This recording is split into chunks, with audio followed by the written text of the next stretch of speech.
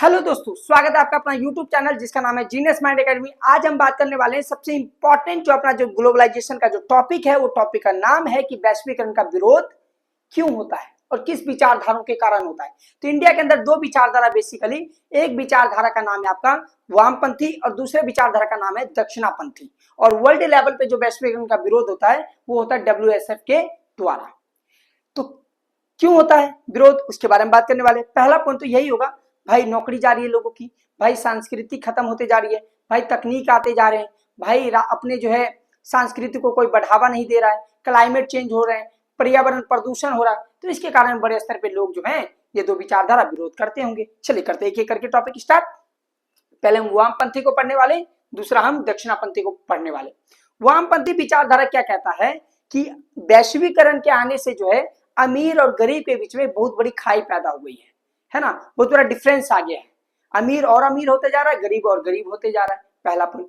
ठीक है, दूसरा पॉइंट जो है इसमें लिखा हुआ है बहुराष्ट्रीय कंपनियों के आने से जो है श्रमिकों का शोषण और नौकरी की जाने के खतरा है। यानी कि MNC के आने से जो है बड़े स्तर पे जो MNC होते हैं, कंपनियां होती है, उसमें बड़े बड़े मशीन होते हैं, तो उस मशीन में आने के कारण जो है लोगों की नौकरी जाने के डर है और लोगों का शोषण होने का भी डर है इसमें। ठीक है, मजदूरों का शोषण होने का भी डर है। तो दो पॉइंट आपको याद रखने। किसानों को हित को लेकर बात करते हैं, जो वामपंथी होते हैं वो किसानों को हित को लेकर बात करते हैं कि भाई किसानों को जो चाहिए, जो आवश्यकता हो उसको लेकर बात करो। ठीक है, तो ये सब होता है इसमें।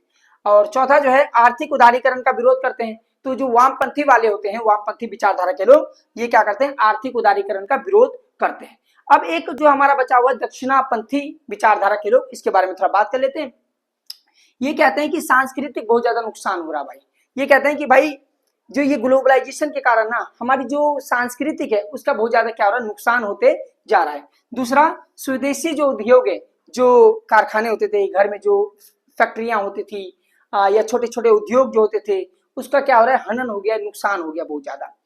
ठीक है, राष्ट्रवाद का समर्थन करते हैं। ये कहते हैं कि भाई भारतीय परंपरा अपनाएंगे हम और भारतीय उद्योग अपनाएंगे, भारतीय संस्कृति अपनाएंगे, इसके अलावा हम पश्चिमीकरण का कुछ भी अपनाने की कोशिश नहीं करेंगे।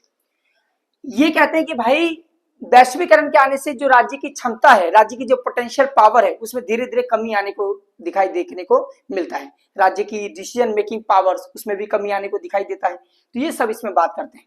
तो जो ये पॉइंट है, राज्य की कमजोर होने की चिंता को लेकर ये बात दिखाते हैं और बात करते हैं। आर्थिक क्षेत्र में ये कहते हैं हमें आत्मनिर्भरता होनी चाहिए, हम अपने वस्तुओं का खुद ही निर्माण करेंगे। और दूसरा जो इन्होंने कहा है, संरक्षणवाद की नीति अपनाएंगे। कौन सी नीति अपनाएंगे, संरक्षणवाद। क्या होता है संरक्षणवाद, एक ऐसी प्रक्रिया होती है जो अपने ही देश में बना हुआ हो, वस्तु तैयार हुआ हो और अपने ही देश में पूरे देश के अंदर बिके हो, उसको बोलते हैं सांस्कृतिक संरक्षणवाद की नीति। ये मैंने आपको जो मोटा मोटी वामपंथी और दक्षिणापंथी समझाने की कोशिश किया। अभी मैं आपको वर्ल्ड सोशल फोरम भी बताता हूँ।